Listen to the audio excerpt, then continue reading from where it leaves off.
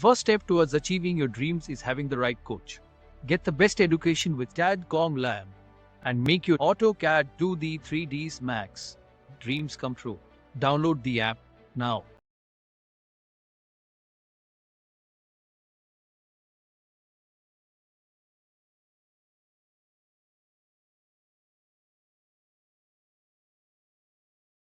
फिर होस्पोस हो जाती है, समझ में नहीं आता। इसीलिए आर्किटेक्चर पार्ट में इसीलिए कॉल आउट्स को यूज़ करा गया है, डिटेल कॉल आउट को यूज़ करा जाता है ताकि आप उनको मार्क करके अलग सेपरेटली शो करा सकें सिस्टमेटिक वे। मैं एक छोटा सा एग्जांपल दिखाता हूँ। ड्राफ्टिंग में क्या होता है, लाइक दिस वन, ठीक है, एक शॉर्ट सेक्शन और एक लॉन्ग सेक्शन। तो बहुत सारी ऐसी डिटेल्स होती है ड्राइंग्स के अंदर जहाँ पर हम इंक्लूड नहीं कर सकते, like section this one, section 2, 3 और इनर वाले पार्ट में भी दिस वन। हर जगह आपको वो डिटेल्स इंक्लूड मिलेगी, ठीक है। इनके सिंबल्स को डिज़ाइन करके रखना और उस पर काम करना बहुत इंपॉर्टेंट है। तो एक बात यहाँ पर मैं कहूँगा, प्लानिंग पे काम करने के लिए आपके पास ड्राफ्टिंग के सिंबल्स होना मस्ट है।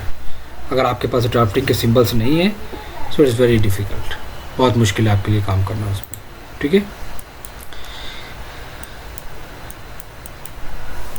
डिटेल्स को इंक्लूड करना, शॉर्ट सेक्शन देना, बाउंड्री वॉल को कवर करना, रूम टैग देना, रूम के नंबर देना और फर्नीचर्स को मेंशन करना लाइट कलर के साथ, किसमें, फ्लोर प्लान के अंदर। लेकिन जब हम बात करते हैं अपने फर्नीचर लेआउट की, तो वहाँ पर क्या होता है, हम same as it is part copy कर लेते हैं।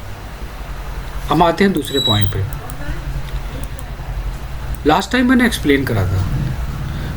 मैंने क्या एक्सप्लेन करा था कि किसी भी ब्लॉक्स को स्टैंडर्ड में कैसे करना। आई थिंक समझ में आ गया होगा, क्योंकि मैंने बोला भी था इसकी प्रैक्टिस नहीं करेंगे तो बेकार है, कोई बेनिफिट नहीं है इसका विदाउट प्रैक्टिस। तो ब्लॉक्स को स्टैंडर्ड डायमेंशंस पे, नोट्स के बेसिस पे हर एक ब्लॉक्स को मैंने कन्वर्ट करा। This one is called a space planning. Second point मैंने बोला था कि जो डिटेल्स होती है वो थोड़ा सा डिफरेंट होती है। अगर हम स्पेस प्लानिंग मतलब फर्नीचर लेआउट को अगर हम इस वे में मेंशन करेंगे तो वेल एंड गुड, ठीक है, पर उनको डिज़ाइन करना और ब्लॉक के साथ रखना थोड़ा सा मुश्किल होता है। तो मैंने बोला था कि आप अभी के लिए कुछ इस तरह काम कर सकते हैं टैग के साथ। कहाँ पर टीवी यूनिट है, स्पेसिंग, वार्डरोब। अब जो एरिया हमारा वार्डरोब का है वहाँ पर हम सिंबल मेंशन ना करके वहाँ पर हम पैटर्न को फिल करेंगे, ठीक है। आप पैटर्न दीजिए, एंड क्लोज। एंगल यहाँ पर आप चेंज कर लो।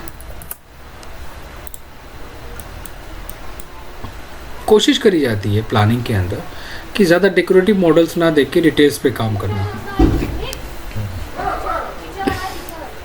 कहाँ पर हमारे पास हॉल है, फर्नीचर, उनकी स्पेसिंग और भी बहुत सारी चीज़ें हैं।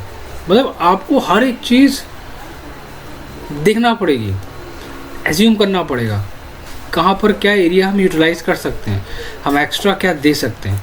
ड्राइंग रूम एक्स्ट्रा क्या हो सकता है वहाँ पर, ठीक है। विदाउट स्टैंडर्ड और विदाउट ड्राफ्टिंग सिंबल्स पॉसिबल नहीं है, मैंने पहले भी बताया था आप लोगों को।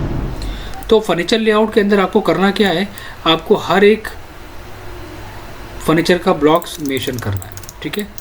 और पॉइंट नंबर 2, काम कैसे करना है। एग्जांपल लो, आपको वैनिटी देनी है, आपने यहाँ पर क्या करा, वैनिटी को डिज़ाइन करा।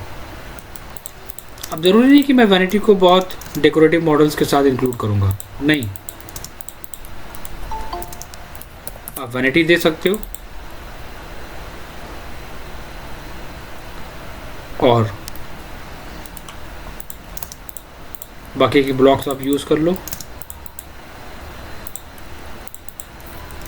मूव, बट उनका जो बेस है वो आपका स्टैंडर्ड होना चाहिए, इस बात का ध्यान रखना, ये बहुत इंपॉर्टेंट पॉइंट है, ठीक है।